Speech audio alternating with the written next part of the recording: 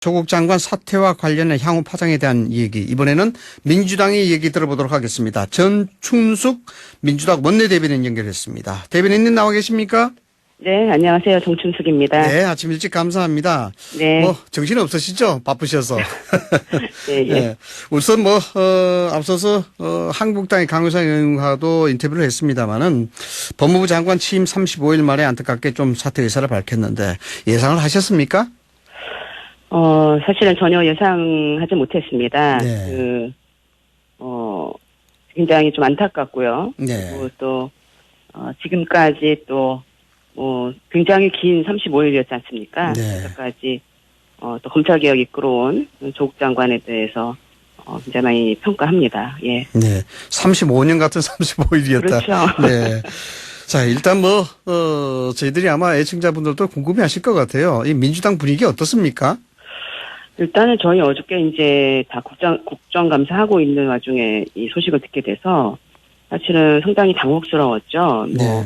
사전에 우리가 알고 이런 게 아니었기 때문에 일단 사실 확인을 좀 먼저 했고요. 네. 저도 이제 어제 전화 굉장히 많이 받았습니다만 확인을 좀 해보자 이렇게 하고 좀 미뤘고, 그리고서는 어제 보시다시피 좀 당에서 논평을 좀 늦게 냈지 않습니까? 좀 네. 여러 가지 확인해보고 그러느라고 좀 많이 좀 놀랐고요. 그 다음에 좀 답답하죠. 네. 사실은 조국 장관뿐만 아니라 가족 모두 굉장히 어려운 일 많이 겪었는데. 네, 그렇지 않겠습니까? 이렇게 네. 정리하는 게 과연 맞나 또 이런 부분도 있고, 또 한편으로는 본인의 역할을 다했으니 이제 더 이상 대통령과 정부에 부담되고 싶지 않다 이래서 정리하시는 거를 보면서 지금 여러 가지 생각이 많이 들었습니다. 네.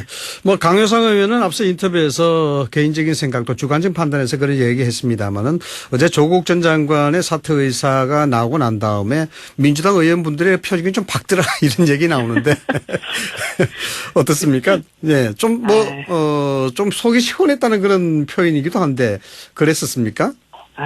그렇지 않죠. 네. 그거는 강효상 의원님의 전적으로 개인적인 생각이시고요. 네. 말씀드린 대로 착잡했다. 그 표현이 딱 맞는 것 같습니다. 착잡했다. 네. 정말 교감이 없었을까요? 민주당하고요?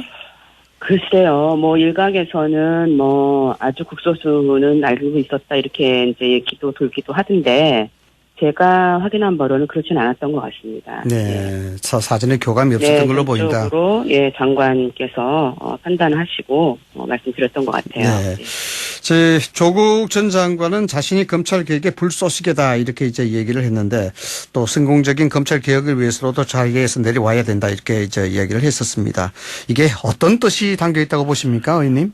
일단은 이제 말 그대로 이제 검찰 개혁에 이제 신호가 된 거죠. 검찰 개혁을 일으키기 위해서 이제 본인이 이제 불태워졌다 그런 표현인데. 네. 일단은 본인이 해야 할 일들을 일정 정도 했다 이렇게 좀 생각을 하는 것 같아요. 그래서 네. 지금 이제 여러 가지 검찰 특수부를 성격하게 축소한다든지, 그다음에 직접 수사를 좀 완전히 줄인다든지, 또 인권을 중심으로 하는 수사의 어떤 방향을 세웠다든지 그런 네. 것들을 진행을 했고, 또 검찰개혁, 사법개혁의 로드맵을 만들었기 때문에 이때는 본인의 역할이 좀 끝난 거 아니냐 이렇게 판단하지 않았을까 이런 네. 생각이 좀 듭니다. 이제는 입법으로 해결해야 할 일들이 훨씬 더 많이 남아 있는 거죠. 네.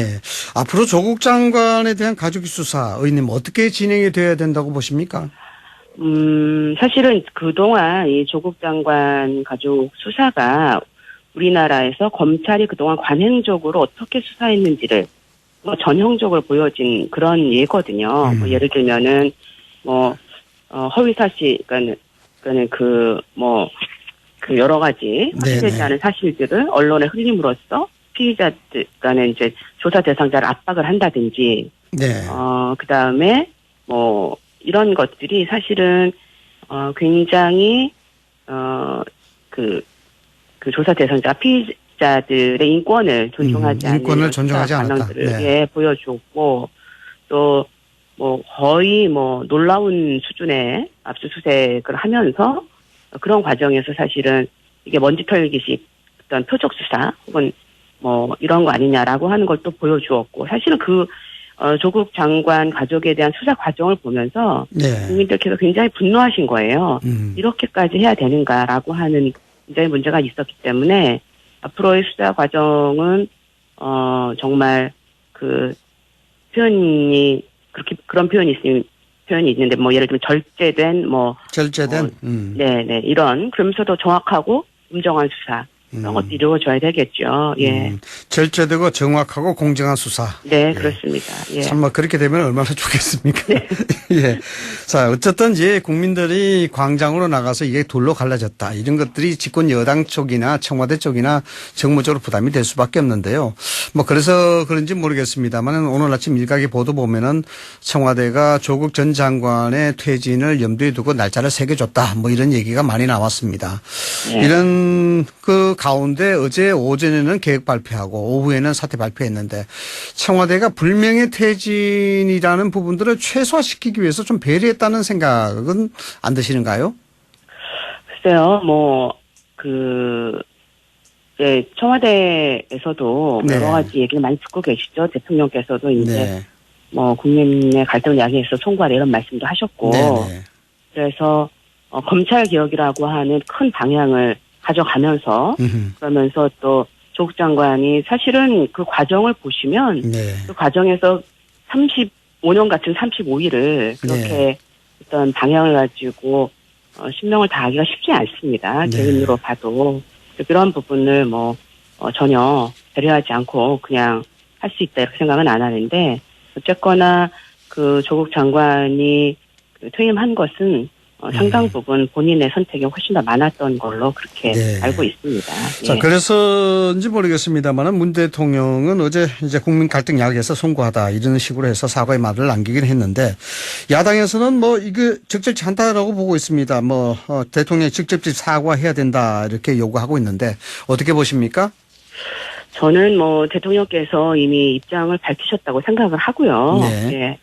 그다음에 광화문 집회도 있었고 서초동 집회도 있었는데 그거를 꼭 국민 갈등으로만 봐야 할까라고 하는 것은 저는 개인적으로 좀 의문이 있습니다. 네.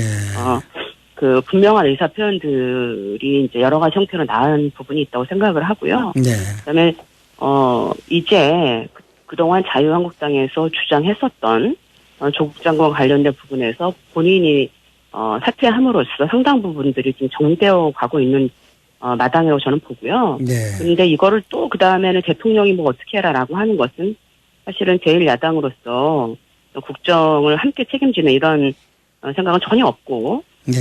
정치 공세만 일삼는 거 아니냐 이런 생각이 굉장히 많이 듭니다. 예. 지금 현재 나오는 것은 정치적인 주도권, 즉 이니시티브를 잡기 위해서 정치적 공세에 그렇죠. 불과하다. 예. 이렇게 보시는 거고요.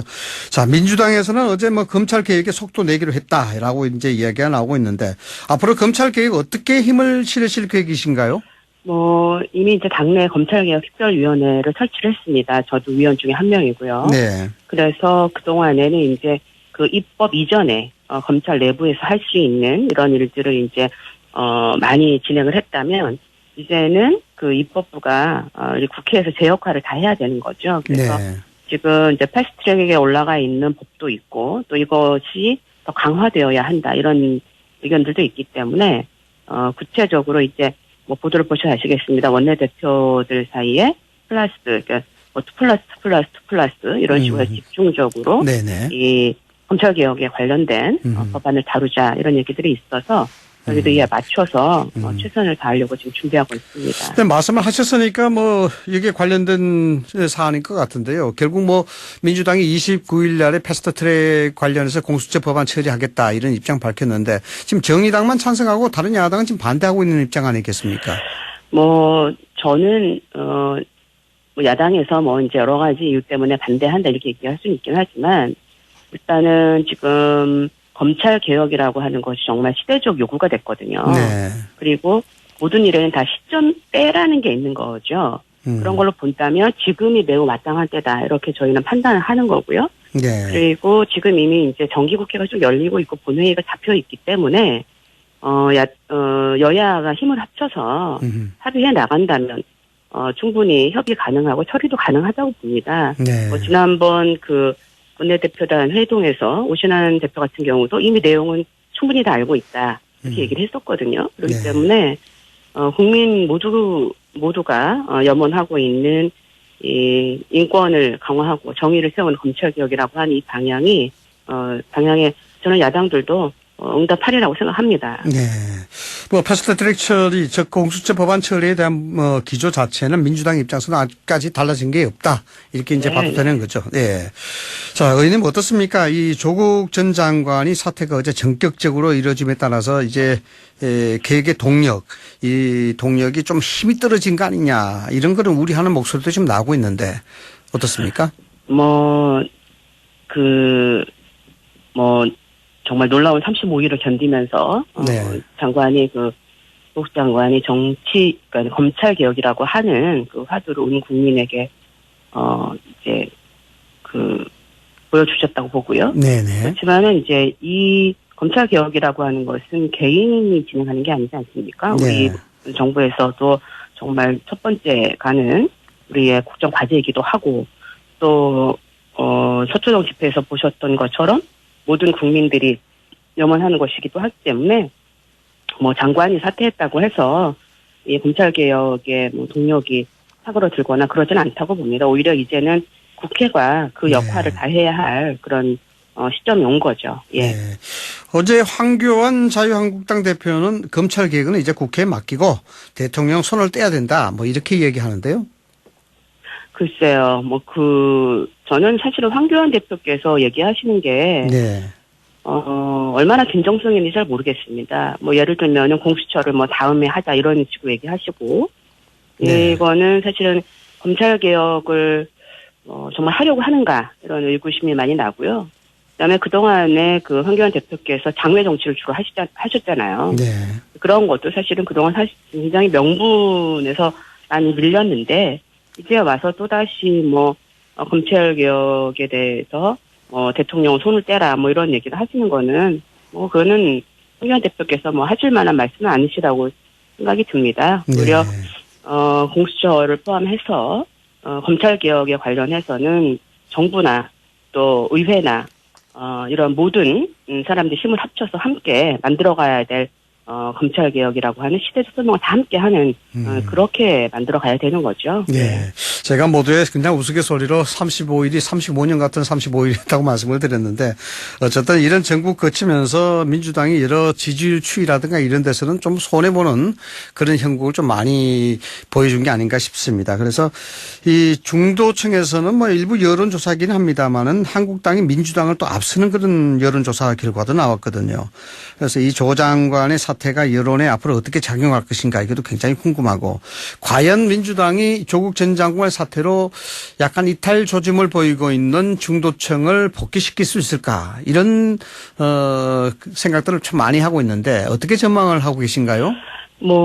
일단 국민들의 뜻을 저희가 무겁게 봤습니다. 그러나 이제 지지율이라고 하는 것이 또 언제든지 또 변하기도 하고 그러기 때문에 어떤 한때의 변화에 그렇게 일희일비하진 않습니다. 그리고 저희가 지금 국민께서 주신 이 검찰 개혁이라고 하는 시대적 설명을 다 하고 또 보다 민생에 힘쓰고 또 그것을 잘 해나가면 또 국민들의 성원을 다시 얻을 수 있다 이렇게 생각을 하고 있습니다. 네. 네.